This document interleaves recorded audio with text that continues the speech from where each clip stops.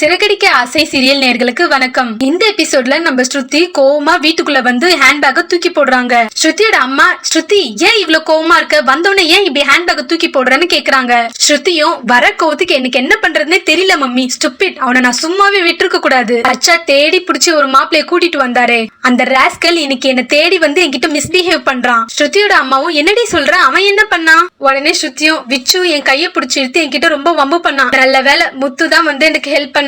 அவர் மட்டும் இல்லன்னா நான் இன்னைக்கு என்ன ஆயிருப்பனே தெரியல. ஸ்ருதியோட அப்பாவும் இதெல்லாம் கண்டிப்பா அந்த முத்தோட வேலையா தான் இருக்கும், அவன் தான் விச்சு கிட்ட பேசி உன்ன பிரச்சனை பண்ண சொல்லி ஹீரோ மாதிரி வந்து அவன் உன்னை காப்பாத்தி இருக்கான். ஸ்ருதியும் கோவப்பட்டு, அச்சா நீங்க பேசல ஏதாச்சும் லாஜிக் இருக்கா?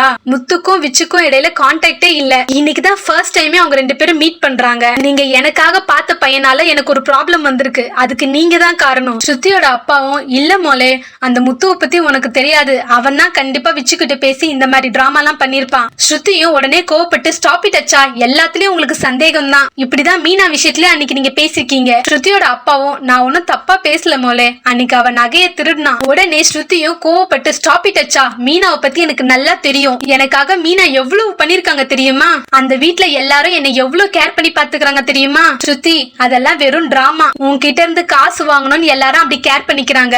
உடனே ஸ்ருதியும் கோவப்பட்டு, உங்களுக்கு மட்டும் எப்படி இப்படி எல்லாம் தோணுது, மிடில் கிளாஸ் ஃபேமிலினா காசுல தான் போக்கஸ்டா இருப்பாங்கன்னு நினைச்சிட்டு இருக்கீங்களா?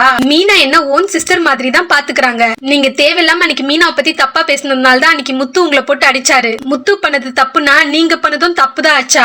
ஏன் தப்புதான், நான் இங்க வந்திருக்கவே கூடாது. ரவி பாவம், நான் இல்லாம அவன் வீட்டுக்கே போகாம எங்கேயோ ஹோட்டல்ல ஸ்டே பண்ணிக்கிட்டு இருக்கான். இதுக்கு மேல இதுக்கு ஒரு ஃபுல் ஸ்டாப் வச்சே ஆகணும். நான் இப்பவே கிளம்புறேன், ரவி எங்க இருக்கிறாரோ அதுதான் என் வீடுன்னு ஸ்ருதி ஹேண்ட்பேக் எடுத்துட்டு கிளம்பிட்டாங்க.